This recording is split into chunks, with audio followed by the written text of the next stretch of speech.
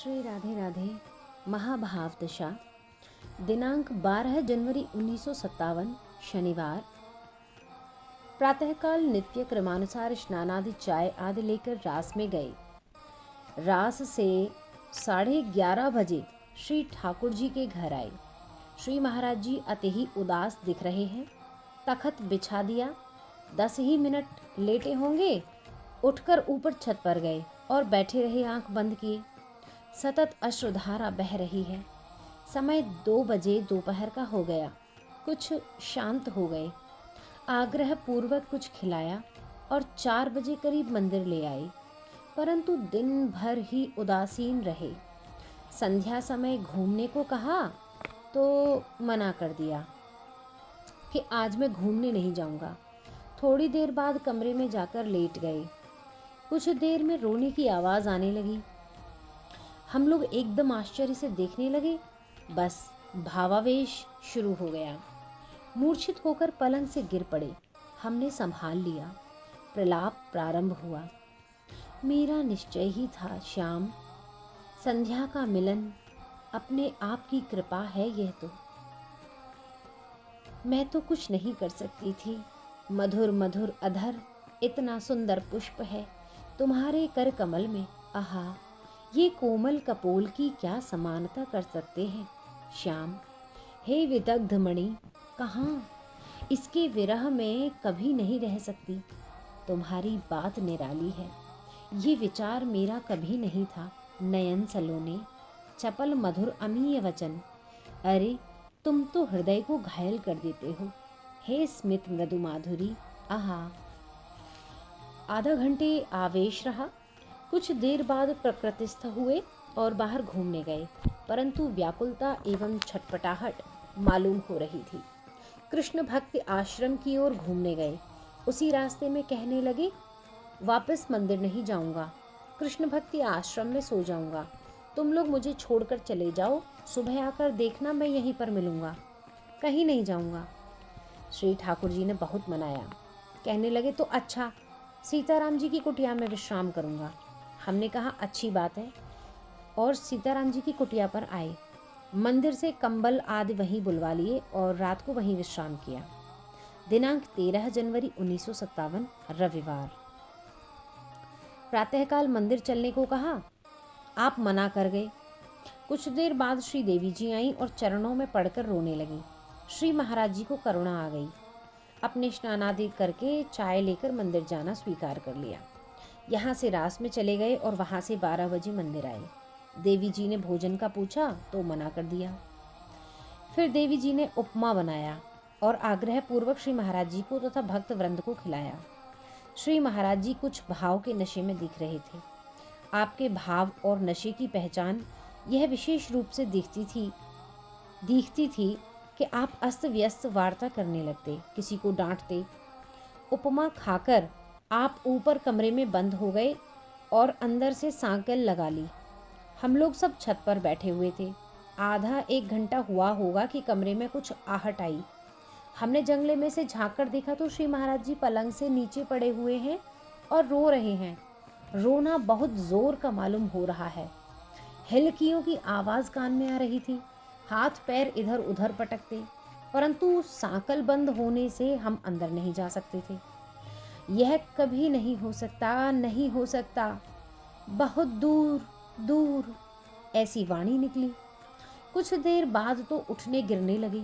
अब तो सब भक्त लोग घबरा गए और फाटक खोलने का विचार करने लगे। कुछ ही देर में देखा कि श्री महाराज जी फाटक के पास खड़े हैं और हाथ से सांकल ढूंढ रहे हैं, परंतु सांकल मिल नहीं रही है। 2 बार गिर पड़े। तीसरी बार फिर उठे और हाथ से दरवाजे पर कुछ देर ढूंढने के बाद सांकल मिली। सांकल खोल दी। नेत्र लाल थे, बाह्य चेतना शून्य थी। खोलकर एकदम भागे। हमने पकड़ लिया। बेहोश हो गए। अंदर भी गिरते उठते कुछ प्रलाप कर रहे थे, परंतु प्रलाप बहुत धीरे था, इसलिए हम लोग सुन नहीं सके।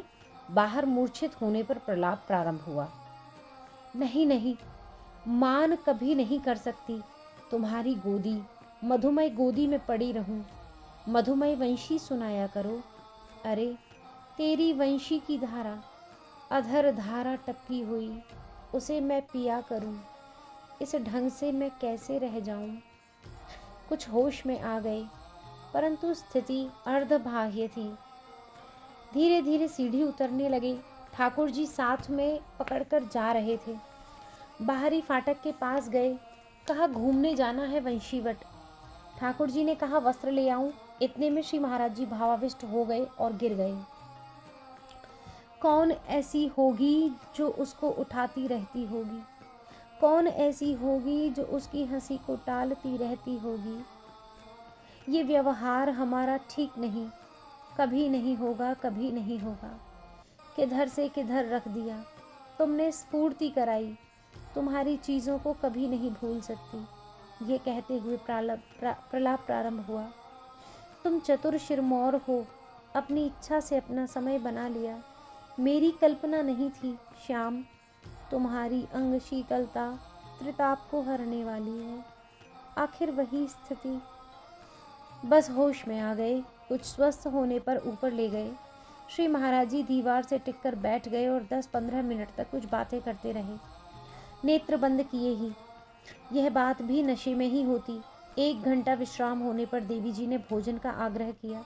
आप मना कर रहे थे, परंतु विशेष आग्रह पर स्वीकार कर लिया। भोजन किया और बैठे रहे। रात करीब 8 बजे घूमने चले गए। घूमकर 9 बजे मंदिर आए और कहा, मैं तो सीताराम जी की कुटिया पर सोने जाऊंगा। यहाँ मन नहीं ठहरता। उनका कमरा विस्तृत है, वहीं विश्राम करूंगा। फिर कुछ कंबल आदि ले सीताराम जी की कुटिया पर आए। मैं यानी मनोहर बाबा और ठाकुर जी साथ ही थे। खुली छत पर आकर चांदनी में बैठ गए। पूस की सर्दी है, परंतु आप एक मलमल का कुर्ता पहने हुए थे, आंखें बंद किए हुए बैठे थे। हम भी कुछ दूरी पर ओढ़कर बैठे हुए थे। करीब आधा घंटा ऐसे ही बैठे रहे। बाद में एकदम जमीन पर लेटकर इधर उधर लोटपोट होने लगे और एकदम उठकर भागे। मैंने उठकर पकड़ लिया, मूर्छित हो गिर गए। हम उठाकर अंदर कमरे में ले आए। कुछ ही देर में प्रलाप प्रारंभ हुआ। रात्रि के 10 बजे।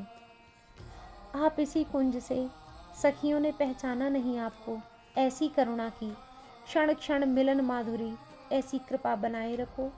हे भुवन में विमोहन, मैं तो अभागिन नहीं रह सकती। हे श्याम, इस वन में प्रभात से ये कदम्ब कानन, हमने तो यही सोचा आप सखियों की कुंज में से निकल आए, आप सखियों के वेश में निकल आए।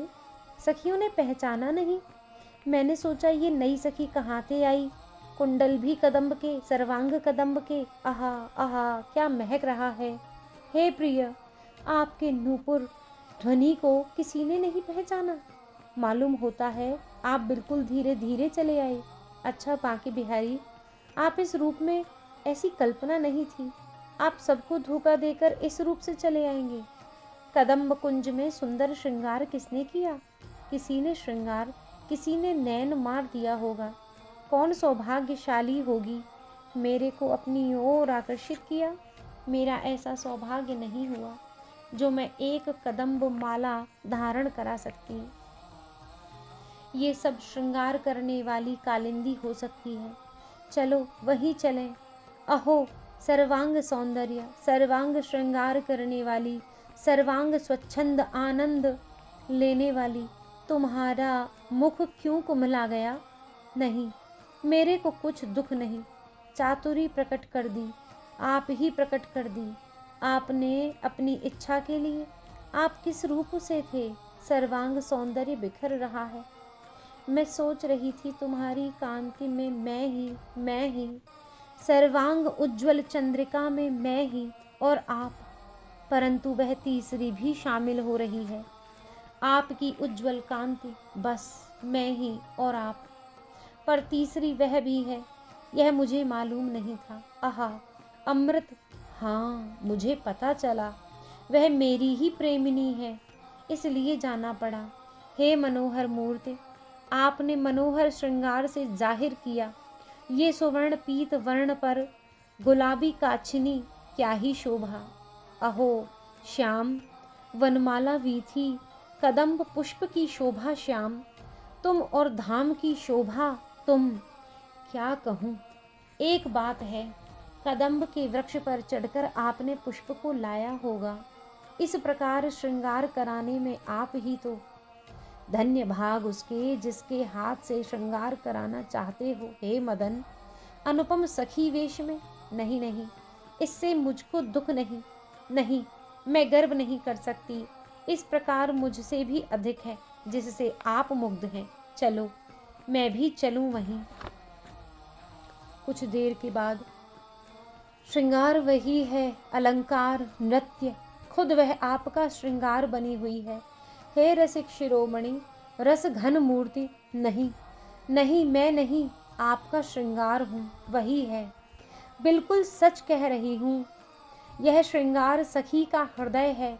मैं सच कह रही हूँ, मेरे लिए नवीन है। आहा हो, आहा, हे मनोहर, हे तिलक, हे स्मित अंग पर कदम्ब माला, हे अंग सौरभ, हे वेश अद्भुत, हे वनमाली, यह तो आश्चर्य है। किसी सखी ने पहचाना नहीं आपको? मेरे को भी आश्चर्य हो गया, यह कौन है? परंतु उसको तो बिल्कुल पहचाना कालिंदी। तुम तो कदम्ब वृक्ष पर चढ़कर कदम्ब पुष्प तोड़ने में तन्मय थे। इस प्रकार बनाने वाली कालिंदी भी उपस्थित थी। कौतुकी रचना है तुम्हारी बातों की। तुमने कहा कि मेरे लिए श्रृंगार कराया, यह कैसे हो सकता है श्याम? एक बात मेरे लिए बनी रहती है, वही श्रृंगार करने के लिए मैं ही मैं हूँ। और किसका अधिकार? एक छत्र साम्राज्य, कुंडल गंड त्रिभंग कदम्ब। जय जय श्री राधेश।